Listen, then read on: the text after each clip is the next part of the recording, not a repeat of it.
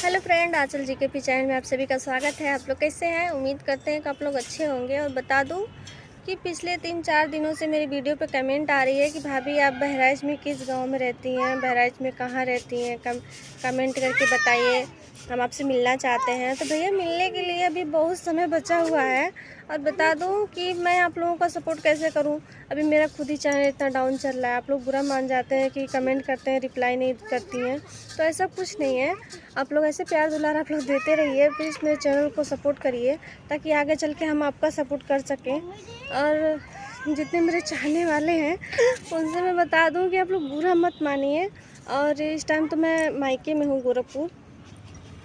तो आप लोग ऐसे प्यार दुलार अपना बनाए रहिए। और मेरे जितना भी मेरा वीडियो जाता है उस पर ढेर सारा वॉच करके आप लोग वीडियो देखिए, मज़ा आ जाएगा।